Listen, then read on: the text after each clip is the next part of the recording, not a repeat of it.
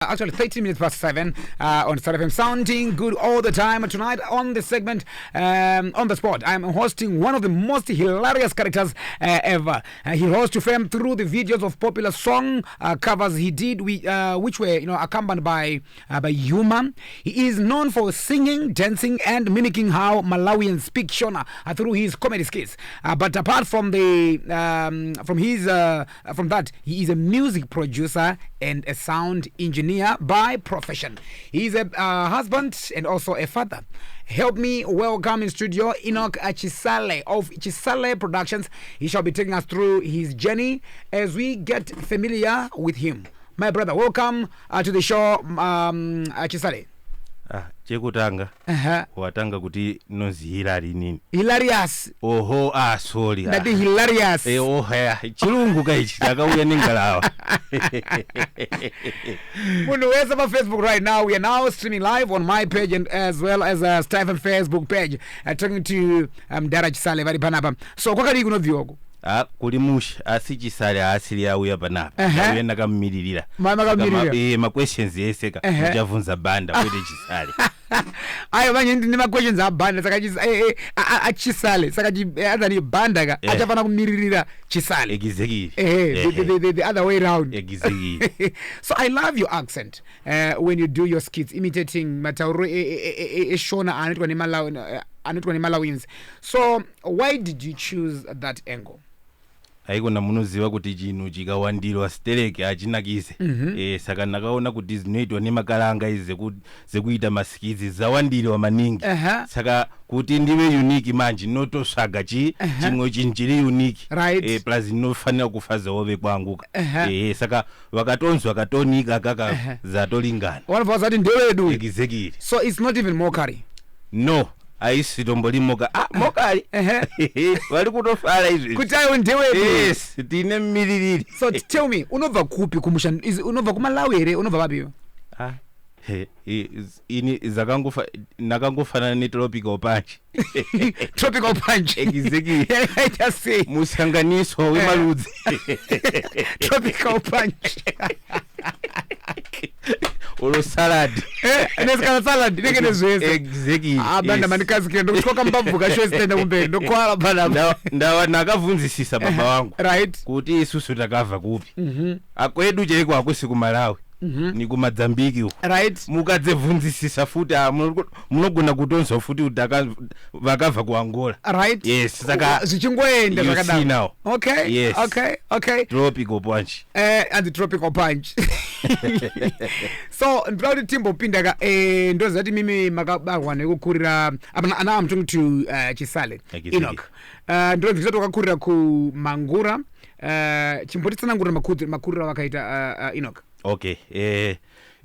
Andisi kuzokuza kuti nakazalwa lini asina uko nakakulira uneli kuvute lwangu ni kumangula chikolo chese primary ne secondary nakatangira ikoko nikapezera ikoko kuno ku Harare alina kuya kuzoziza nakauya kuzetsvaga mali wakaya kutsvaga mali patola wakaya gore ripi Harare nakauya 2008 ana John kamuleti to town isu 208 exactly mujipinda paguta isu tinongononoka ka olo mu Zimbabwe macho takanonoka kupinda makapinda leta exactly wamwango watomo olo mu Zimbabwe macho saka zinoitika ndezekuti kumangula ndiko kwakatangira misikanzo yese manje mudala ne mai wangu ma musicians vatogara vanotoimba ulo ku church. Okay. Saka zinofamba mulopa manje ndezve mumba right. Asi zvekuliza iza ndikati ndezve kumumba ndinenge nchinyepa right. Izvi ndezve musolo mangu inini wakazotanga wawega takura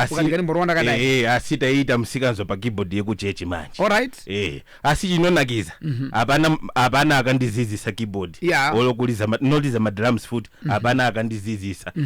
Munhu ailiza keyboard kumba kwedu mukoma wangu inini asa angali selfish angazikaludzitsa anga asingadi manje saka naiti nikabata keyboard ka vaingoti ndiri kuda kupractice alright wotonzimira pa side iwe ida kurowa asizoitika manje naimirira kuti ana mdala waende kumunda ndosala njiba keyboard yeno sala yirowa manje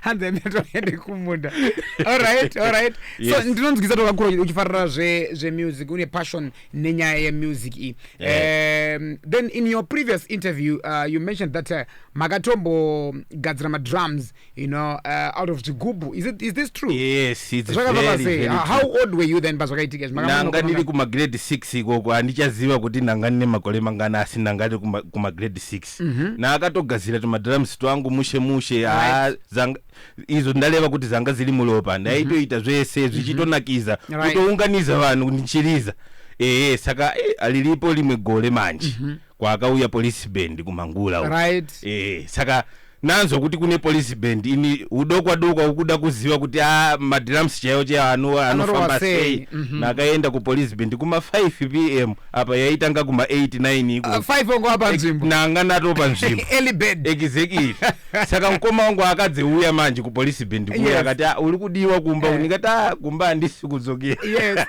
nakaita all night nili ku police band all night niliko iko right nikazodzokera kumba kuma 5 am exactly 5 am dole pa bedroom mu spare bedroom mandailala kana iziya trick yekuti ukavula unopinda sei ya dola ngalakakiwa ini foli kupinda mumba kutolala ipapo na akadzimutsiwa nembama na akalowa mbama kuti umuke ipapo exactly kuti wanga uli kupi takatotumira shoko kuti dzoka kumba wanga uli kupi chiba chipapo ningati chii nabatwa nemoto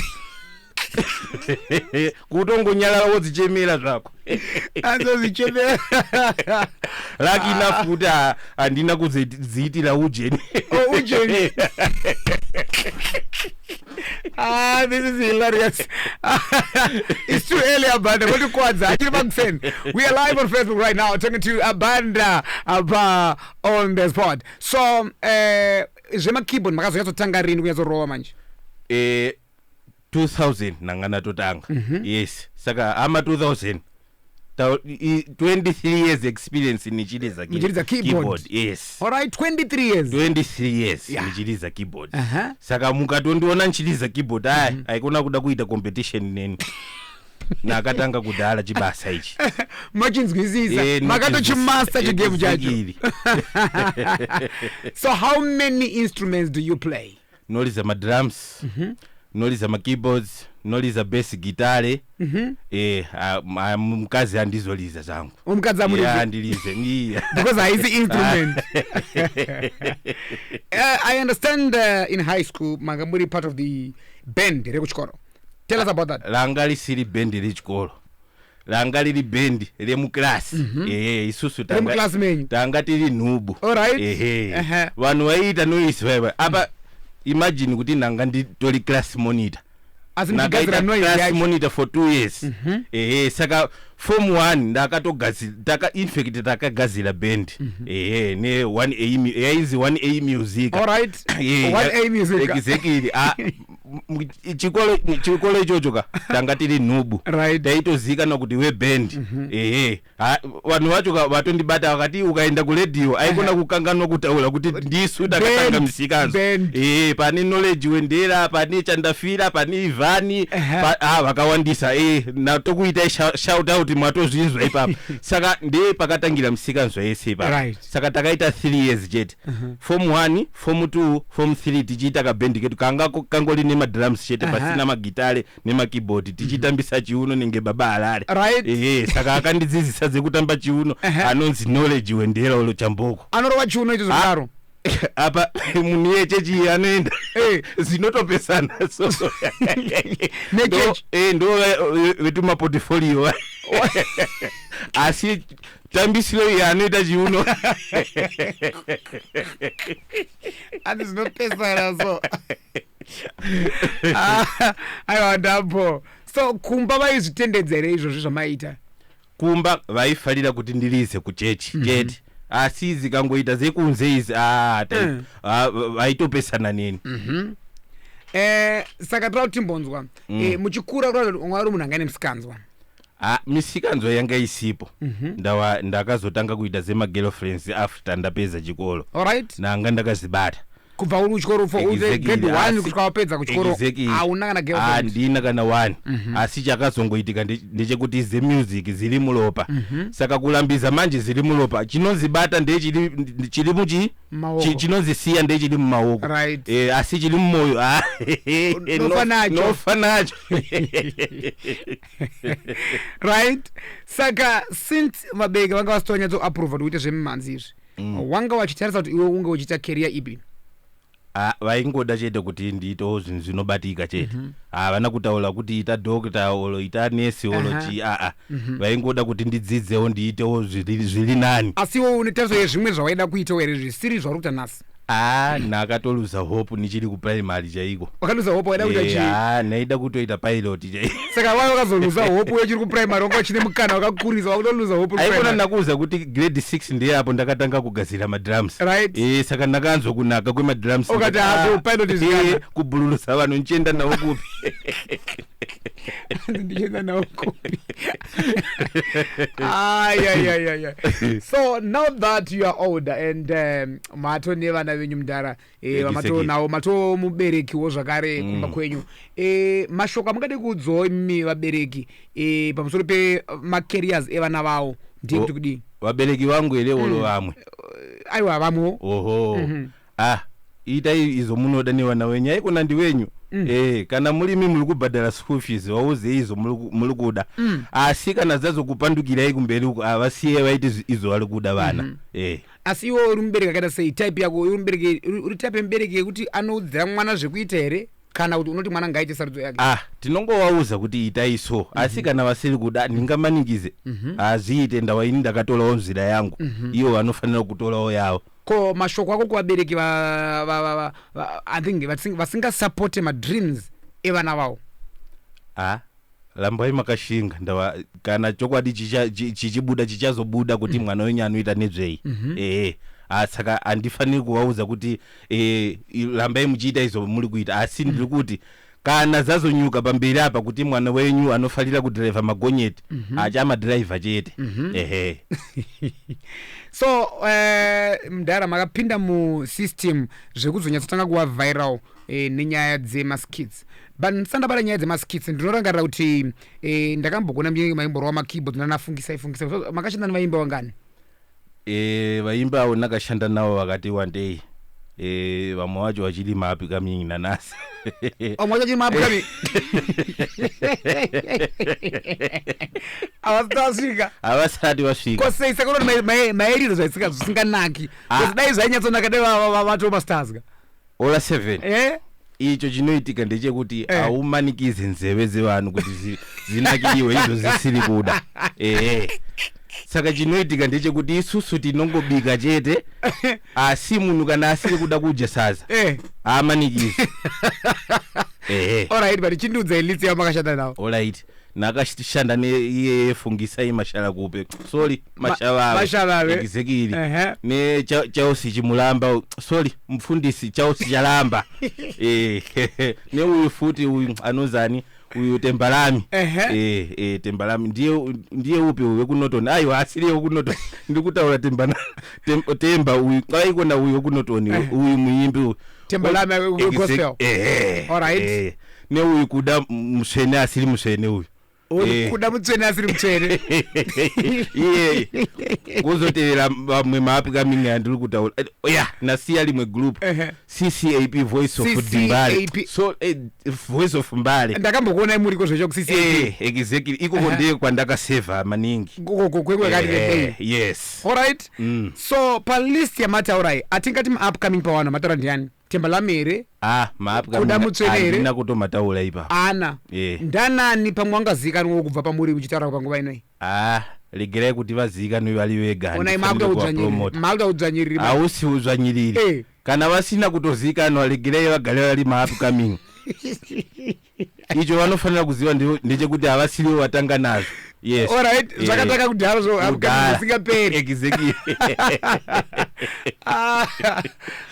Ipapa inini wacho mumwe muna atoziye kuti ndili music producer saka ipapa tinongozvisa kuma upcoming iko omungoro ko upcoming music producer chelo takatomboshanda ni maendele ne chausi chalamba nditori upcoming muchingoro pakadaro sasi nokwatula quality chai.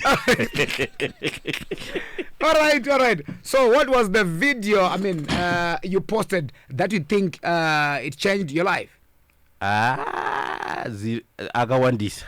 Akawandisa sinongoti shadireki misheki nebedenigo wakakandiwa mgombale shumba so shumba ipapo yanga isinanza mwali akaigutisa izo ndataula ipapa vanhu vanotoziva kuti video ilo ndataula ndilipi. Alright. Yes. Ipapa mukangula chete shadireki misheki nebedenigo yes. Saka idea yakauya sei izo noitaka nogara pasi noona kuti chingafaze vanhu apa chii nikatogadzira skiti rangu nisati nalibudisa tinogara pasi nemkazi wangu toplayer likasatisekesa alina gizi muri tu yes mukasaseka apana alina gizi saka munhu vangu maskita makatomboita here amusina kuseka mukamhangu akanda masherefu tinotoita re-edit panyowani kuti zvitonakidza chete ya vanenge paine basa mudhara. So pamuita zvese izvi what does your wife and your family say? Kana pane my biggest supporter is my family. Yeti iyo ndakafeka iyi nebachira ilo ndakafeka mwana wangu ane 3 years atozvifeka nasi achitotezera inini ane 3 years ane 3 years angakapfeka yeti nebachira mudhara exactly manje bachira makurira rakaita iri mwana anga asina yanga ichitoita nenge raincoat ngaita raincoat.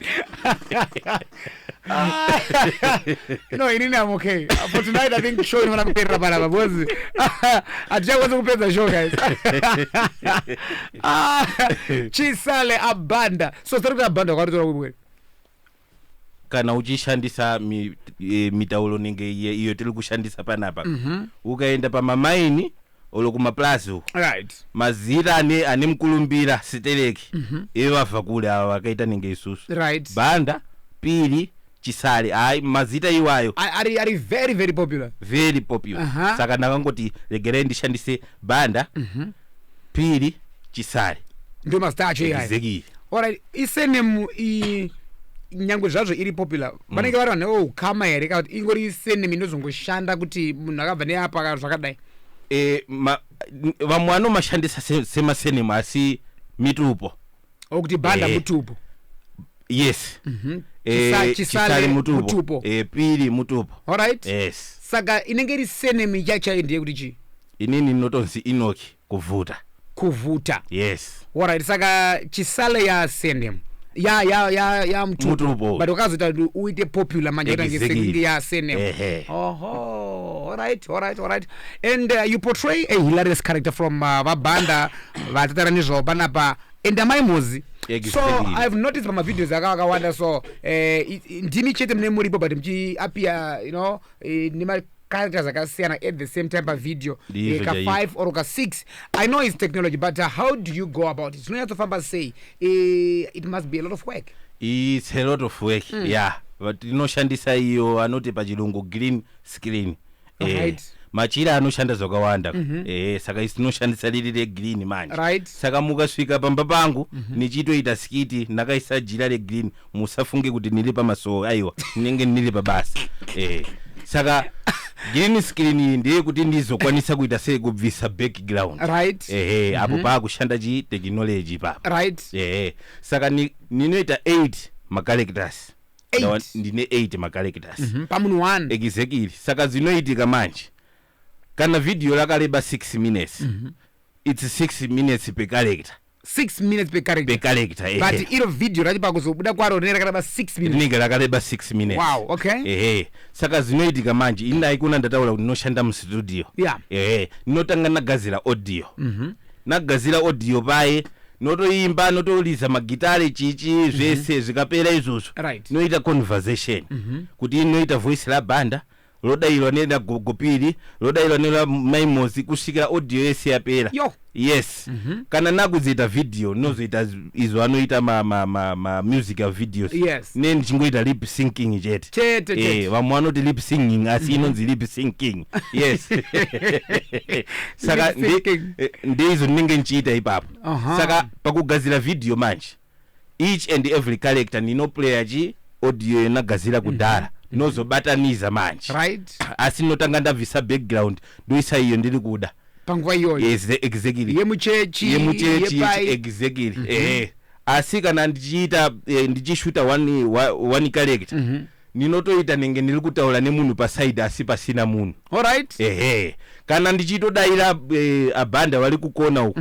notodayira ndakatarisa ikoko kune abhanda ikoko kukaita ari kudayira ari kulaiti uku ninoita the same thing exactly kutaura neari ikoko saka ndiro basa racho kusvikira napedza. That's a lot of work. I think pane basa guru riripo and but zvinokutorera nguva yakadii kuti unyatsoti ndapedza kuita chinhu ichocho combining the video, the audio and everything. Kazhinji kacho kana paitawo sponsor kana paita munhu ari kuda ku advertiserwa basa rake kana akatokasira kubhadhara tinogona kuzviita neday asi akanonokawo kubhadhara tinoita 2 days, 1 day reaudio 1 day revideo. Zvibuda kuti zinyatsobuda izvo wakazvitanga sei chii chakaita kuti uzonyatsotanga ta zvinhu izvo zvizvi ngozi mazuva anaya vazhinji tongona anongovhura kamera iPhone yake dwa vakutoshuta skit ravo but iwe uri kuita skit rako but is in a different way and it more complicated. Chinoitika manje ndichekuti zinosiyana unenge usiri kuda kukandira vanhu zvinhu zviri obvious saka unotsvagawo tumwe tumaskills kuti uitewo chinhu chiri different saka ndinenge nchida kuti masongs aya andinoita redo aya mamemories ekuti ukanzwa kasong aka unogona kunokatsvaga pa YouTube kuti song iyi naisuwa otonotsvaga pa YouTube although ndichichinja hangu malyrics ndichiisa echechi asi chinangwa changu ndichekuti tirevive mamemories ezvaitika kudhara isi takakura kudhara kaisi. So hembe dzamunenge makapfeka mudhara ndedzani dzedzi? Ipapo pane nyaya ipapo hembe izo like ibhaji iro nakapfeka panapa alipo akandipa bhaji iroro nakatosvaka ndichida kuita skiti ndikati angandipe bhaji iri ndiani apo naigara mbare pane neighbor wangu ainzi baba Chris ndiye wakandipa bhaji iroro ndofunga Chris saka ndiye wakandipa bhaji iroro kaheti ako nakapfeka nakatokasonesa uko kwene lasteni sabola kumanyula inzi mbale uko wakaita basa ndawanda ikasvaga kahetika so measure musoro zvakanaka asi dzimwe hembe dzechikazi izwe mwaita basa mai Chisale nekundipa hembe ndedza madam maiwe mutambira wardrobe mamai exactly ndabhadhara zvenyu andibhadhare ndawaiwo wanombopfeka dzangu wanombopfeka dzenyu saka square 699 hapana zvakangofanana chakangosiyana ndechekuti pandinopfeka dzawo ndinobva ndabuda nemari asiwo pavanopfeka dzangu masango matema hapana chinobuda masango matema. So is Chisale Productions a brand or all that effort is just for fun? Chisale Productions is a brand. Yes, literally brand chairo lakatokula. Magari establish when and what are you aiming for? Inini andichaziva date ilo ndakaestablish asi ndinongoziva kuti it's before COVID. Asi uko ndakananga inini ndiri kutarisira kuti izo zimakamera nenge ziri kutitora izo zezi ndive ndinazo PA system studio zakaita kunge zino zitop notch state of art ndinge ndine izozo zvichibasirawo vamwe asingakwanise kuita sei kusvika pasvikawo vamwe ndi chishuwo changu ichocho. Mashoko akanaka tiri kutaura pana Chisale Productions vazhinji munhu vachinzi Enoch vamwe vachiti abanda ndio wandinawo panapa so vamwe vari kuziva kuti maane makore mangani muchiita izvo zvizvi? Ndakatanga 2018 ndiye apo ndakatanga I still remember kuti naito test application inozi akapera mega. Okay. Ndi apo ndakatotanga. Asi mamwe mazuwa yacho naingoita kubatiza kamera nikutotanga kutaula. Mazuwa yacho ndi wapa kuna cluster load. Oh yes. Exactly. Iwai. Naingobatiza kamera ndili mu studio. Nototanga kutaula nikatonika ka. No posta pa YouTube asizwa ngasina mkulumbira ndawa apana indiziva. Vanhu vakazoti wanyasoziya pa bazotanga kuputika. Exactly. Ndinofarira ma dance moves amakaita pa Ngaibak video song ya Freeman na Baba Shero. Ma dance aya antodzidzirwa here kana kuti zvinongouya. Ndesaka ndaita kuti Chisale asauye pano ndawa madansi aya haana mwali mukati.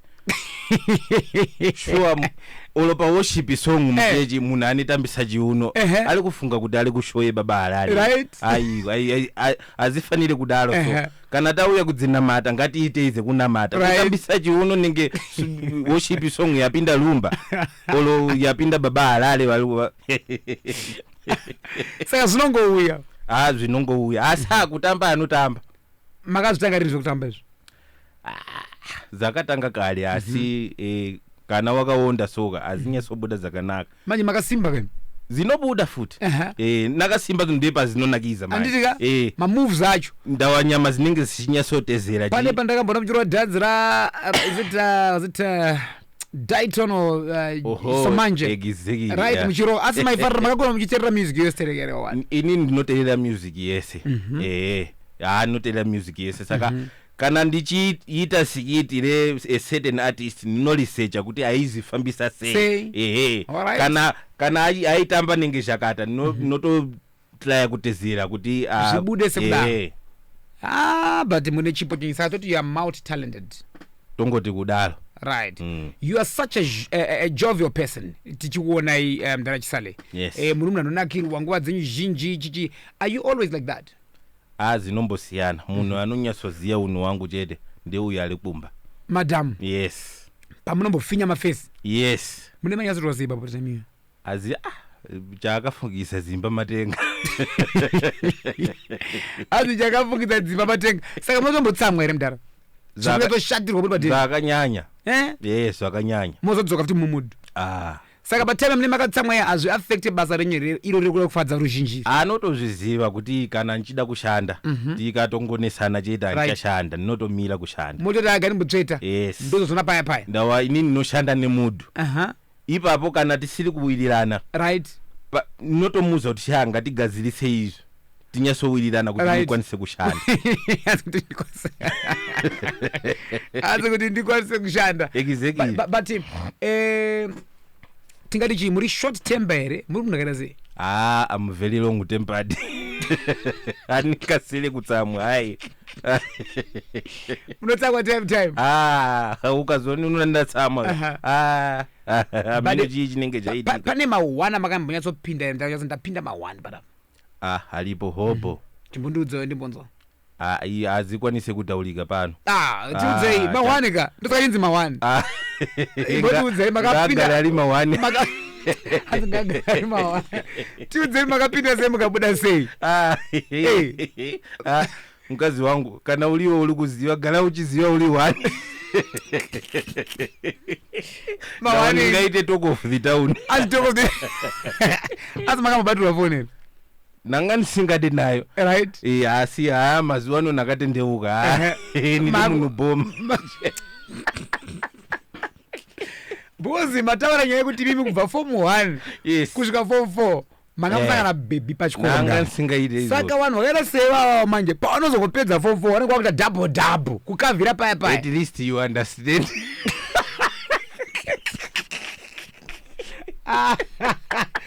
Saka ndodza vile chitsamusana namadhambateni kedzi. Nati at least you understand. Okay. Yes. Saka makudzimanager sei? Mukazi kana ali wako ndi wako. Noti achisala vanhu vanga vaitana na Venenzia pafoni. Notomutenda mukazi wangu ndawa munhu akandinzwisisa. Kuti it's part of baba vedu abanda. Nakatendeuka. Kuti zvinovawandira. makatendoka rini panyaya idzodzo? Iya pane time chingoziye kuti pane time kana 2 hours ago inenge pane time aiwa iko kwakusi kutendeuka kuita unenge wamira pa bus stop kumira kuti kutendeuka. Naye mdara Chisale. Yes. Right, maparents enyu mamutariri wanga vasikambanya support pekutanga. Now wachiona pamare vari kuti ne talent yamunayo and also what you are doing. Do vanhu vari kudada neni maningi. Vakatiuziva kuti mwana wenyu ari kupfeka madress uko ari kuita zvisina basa. Vanovauza kuti as long as asiri kubira vanhu. Chero asi kutotora zvinhu zvavanhu chete siyaite zvaari kuita. Exactly. Right. So mumwe ngatimboti mumwe munhu apinda mu same industry kune vamungade kuti waitawo here semaitira muri kuita uyezve mazana mungavape ndeapi? Kana une moyo wako wakashinga ita, asi kana usina kushinga siyana nazvo. Ndawa comment section inokudzikamisa. And also matava nyaya comment section yakanaka ndada tosvika ndiri kubvunze kuti sometimes vanhu mukaita zvinhu makabika zvinhu zvavanenge vasikatata kutrolla pa social media, imimi muri munhu here kuti makambosangana nesituation yakadai yekuti makambonyatsotrolliwa zvakasimba pa social media? Zvinogara zvichiitika asi icho ndinoziva ndechekuti kana uri focused vanhu ivo havana basa. Icho ndinoziva ndechekuti kana uchiita zvauri kuita aushaye vanokusapota.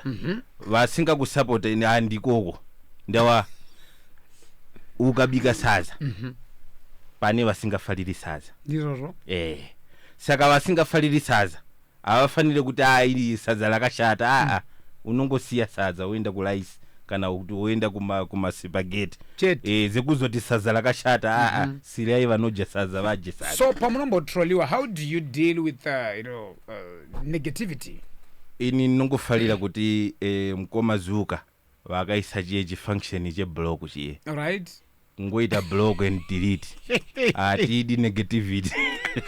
Kungoita blog and delete. Exactly. Tenda kumberi. Vanhu vakawanda. Ko criticism munonyazoitambira criticism. Yes, noitambira kuti tisvike apo tiri kani criticism. Aukungoita zvese ka uchifunga kuti ziri correct. Zilipo zimwe tinosiya tikatotsiuliwa kuti izvi zvazvina kunaka izvi. Manje apasi pangu pacho munozoita blog and delete papa. Ve blog and delete unenge watoona kuti uyu munhu ari kuda kukudzikisira. Ve criticism anooneka kuti uyu mufesi uyu ari kuita zvakanaka asi apo ari kukanganisa. Ndizvozvo. Pane rimwe sikiti ndakaita nemumwe munhu so vanhu vakapopota maningi. Saka ndakangoti regerai ndimbomira izvi ndiite ndiri ndega. Ndawa vanhu vajaira kuti chi ndinoita ndiri ndega. Exactly.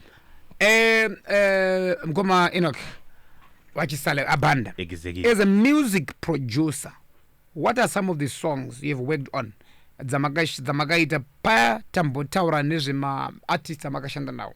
Hatina kunge tabata ma songs amakaita imimi. Okay.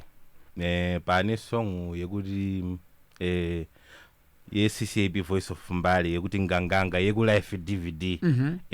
Ndini ndakaita mixing and mastering. Okay. Pane yekuti tudiki akafeature uyu Pastor Charles Chimulamba Chalamba. Ndini futi ndakaita iyoyo. Pane imwe futi wakafeature futi Mahendere. Ndini futi ndakaita akati one day asi kuti andina pride chete. Muna pride chete. So makatarisa music industry yedu muZimbabwe timbobata kunyaya dzemusic muri kuionawo sei?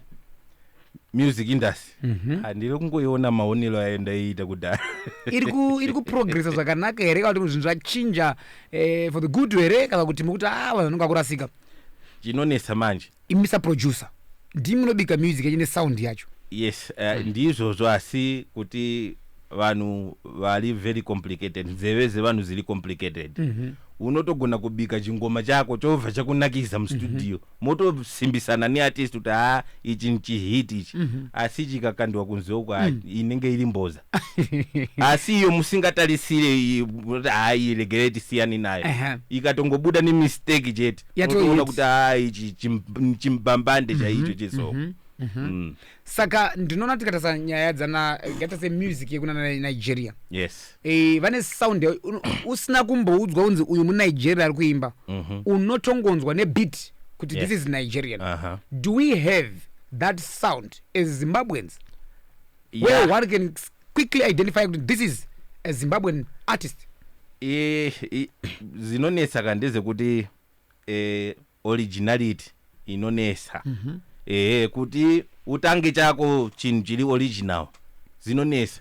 Music ye ku Nigeria iyoyo mukaiunza muno muZimbabwe uchiziva kuti paane valizivayo. Uyu wemuZimbabwe aumuone nenge munhu chaiye because ali kubaka. Right. Olo amapiano chaiyo. Mukatola amapiano mukaiunza muZimbabwe. Inonakiza ndiye valizi kwete muno muZimbabwe. We are lacking originality. Right. Yes. Panga gadzirwe sei ndikuti ndimi ma producer muri kubika music yacho. Panga gadzirwe sei ipapo kuti tinyatswa ne originality yedu, our original sound. Zinonesa manje nzeve zevanhu futi zili very tricky. Yes, we can't impose something panzeve zevanhu. Kana vachitofalira amapiano legerera ende ikoko. Asicho ndinofalira muno mune sungula mune jiti. Haikona muri kutoona kuti baba alale vari kutopisa nedongi risati rabuda. Right. Saka zinotariza kuti originality iyoyo vanhu vari kuifalira. Asi ukangotora amapiano kuda kuiunza muZimbabwe zinotoramba because haisi yenyu. So mashoko amungade kuudza mamwe maproducers akatera right now ari mu same field nemi yekuproducer mimanzi ndiye kuti kudii. Mukataza kuva original muchangolamba muri apo muri ipapo. Yes. Vakatadza kuva original. Exactly. But kuna marutopisa ka vachita zvisiri original. Vanopisa asi vanokulumiza kuita sei ni moto wemapepa. Auzoramba uchigara. Izvo zviso haukwanisiri kutamba yeti zemulala. Ndotamba. Asi ndingakuti utamba ujeni. Utamba ujeni. Tisata uli mazina. Utamba ujeni. Pane mamwe masongs yekuti unoona kuti iyi song ini bubblegum. Right. Ichangonaka zve 2 minutes. Yobva yatopera. So ma producers mu Zimbabwe muno big gun. No a bigger ways because panyaya versatility vakasiyana siyana and vanosiyana potential kuti uyu akawandira kuchiuya asi no a bigger ways. Aswa munonyaso kuti uyu ane kuitirai. Yes, munonga muchigona vese muchifarira vese I mean, but wamunoti uyu anonyatso ndiitira ndiani? Iva vari patop yavo zakatolingana. Ndiani? Vari patop. Top list yako iyo ndiyo yangu iyo. Baba ni banda so. Koku music mnotera ipi? Mafanza yada kuziva mnotera music ipi? Ndrukona mu comment section. Inini as long as music ine quality chete noterea. Saka ikava jazz, ikava sungula, ikava jiti, ikava hip hop, ikava zvese noteera. Ati saluzi. Isutiliwe matropical punch na mbukuzi. Right, musanganiswa. Exactly. Asi mnoti mnonakirwa naye pari zvino. Jazz music. Jazz. Yes. Who is your favorite jazz artist? Naifalira Yuma Segera. Uyu futi angalipo uyu mshakavu tuku. Music yake noifalira stereki. Kozotera amwe okuti unongonzwa kuti ikadalika sonzo da good music.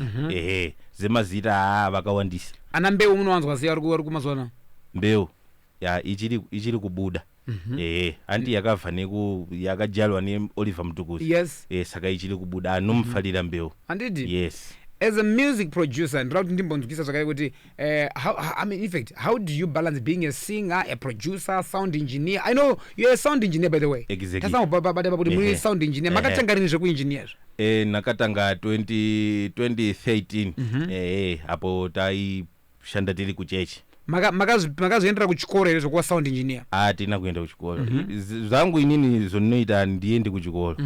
Nakazvaura zviri muropa. Asi motonzwisisa kuti zvinodai notonzwisisa icho ndinofalira pandiri chakanyanya kungwara pabhodhi yangu. Nzeve dzangu dzakangwara dzinonzwa pakandisa swaita so exactly.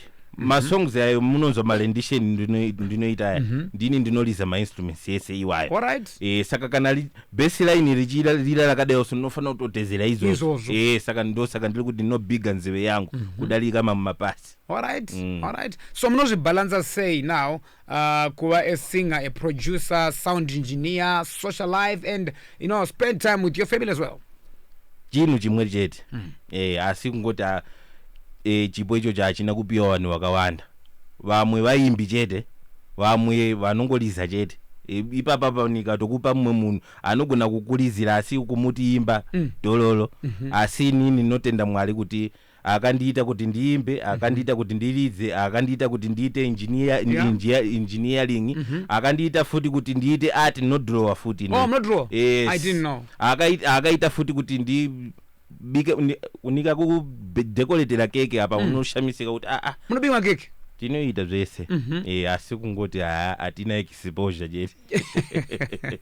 Exposure. Exactly. Ko murudi kushandisa social media iri at your disposal. Unogona kunge une social media asi mali resources manje pasina. Tichiri kukula kana nakuza kuti tiri ma upcoming. Hanzi tiri ma upcoming. Ndinoziva kuti mune rimwe voice rakaipa mudhara randinovhunzwa muchirova. Mungambotipo here acapella version. Any of your favorite songs dzamakaita dzamunoita kana dzamunofarira before takupai mukana wekuti mumbotiitira skit sekukumbira kwandiri kuona vazhinji vari kukumbira muzosiya matitiro skit nokuti nemaminitsi mashoma ari kutera kuti tipedze. Inini manje zinonesa ndize kuti mukandijuma voice alibude. Right. Alitobuda. Zokutoti mukanditiimba najaira kuti ninenge nchiimba 6 ma voices panguwa imwe chete. Sa ukazonditiimba 1 munoteti uya ali kuti nyepera voice ilira ali serious. Ifanira makatetesoka munomborova. Ndikapika. Makatetete voice kakari sharp so chimbo just show your fans. Right now you've got about 1.6 people watching right now. Nora kukunzwa millions listening. So yeah. Zinonesa manje nikatojumwa all my songs anototiza.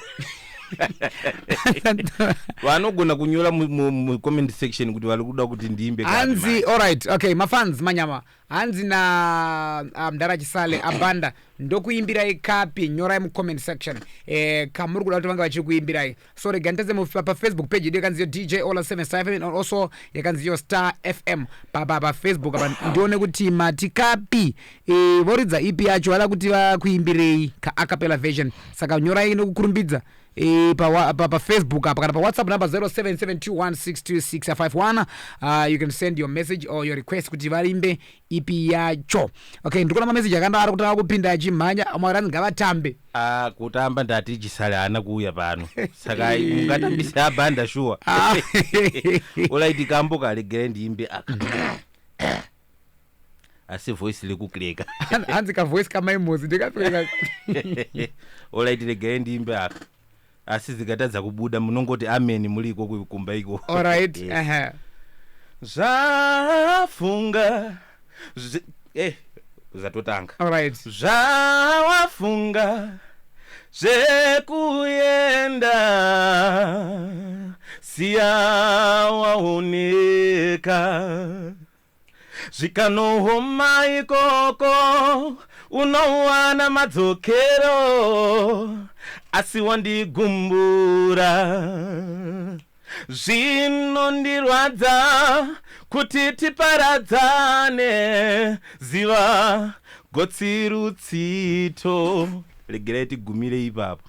Aiwa takunakirwa isu takunakirwa dai mamboti kuti de takaenda mudhara but ndanza kuti mandiro mandifungisa kudhara mandifungisa the light James Chimombe kamanzi kamabata mudhara kakari kumberi asi tipei kamwe hanzi nganganga ya nganganga ya request kakanyanya hanzi do this voice. Okay.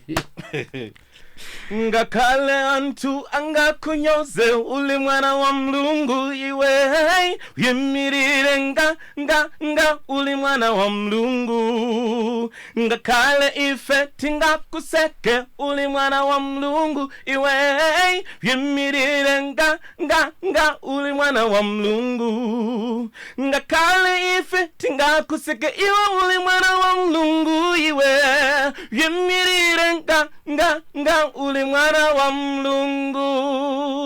Wow, that's Chisale for you. Multi-talented. So it's now time for the skit. Timbonzoka skit. Now I'm going to put you on the spot, right? Because you're already on the spot. Okay. So, indongo kanda nyenge try on the spot. I have to jera every time. So nyenge, come pa microphone. Mumbo titra ka skit na abanda. So nyenge toti ndiwe mai mozeri.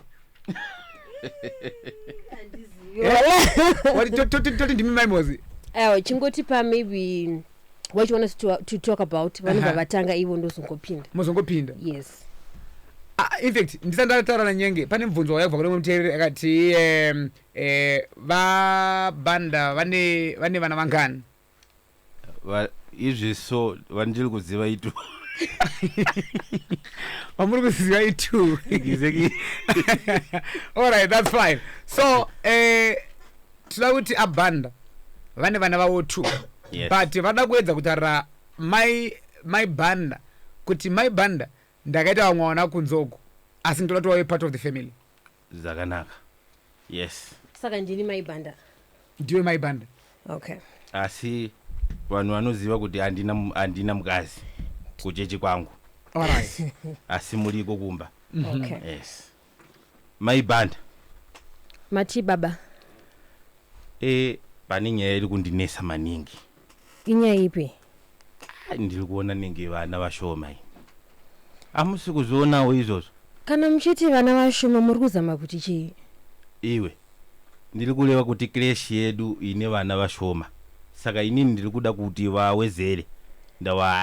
Ndiri kuona ninge apo tichachembera apa tatochembera kudhara tikazonyanya kuchembera tine vana tuko akazotadza kutichengeta. Aiwa ini ndatoguma kubara. Hazvinesi ati iwe waguma. Ine handina kuguma. Saka munoda kuita sei?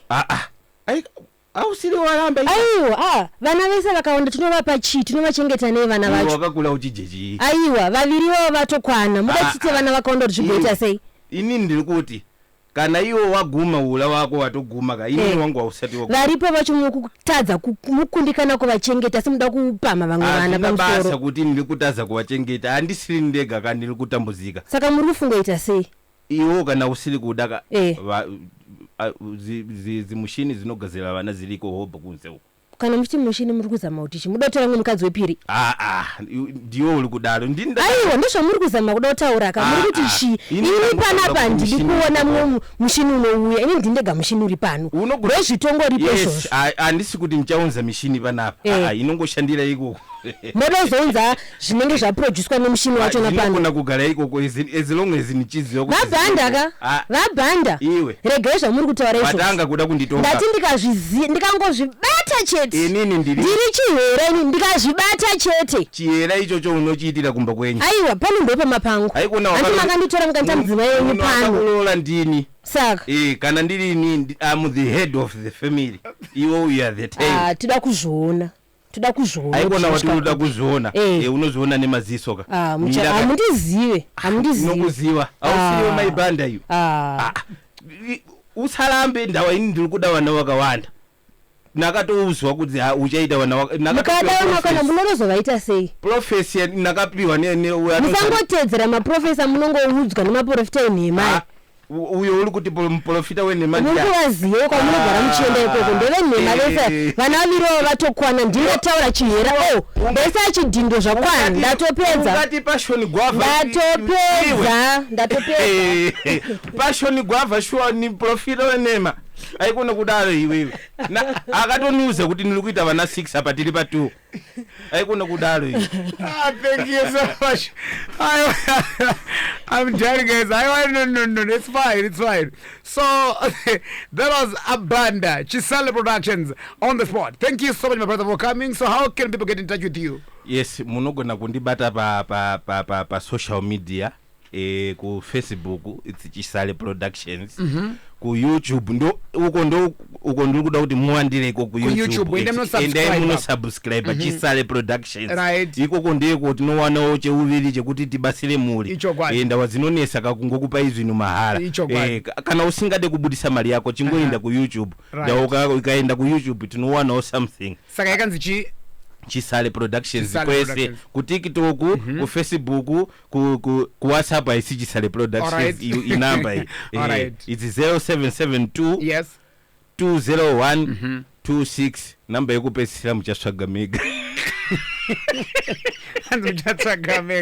Okay, thank you so much, my brother. My name is DJ Ola 7 Owen. We're coming under the Chief Air Marshal, the Baba Occasion Master. Back again on radio next week, same time. So, Kwanas, Tikipedza Panapa Maji. So, Nengwaza 8:30. I'll be talking to Maloti, Windsor's girlfriend. Aripano. We will be live on our Facebook.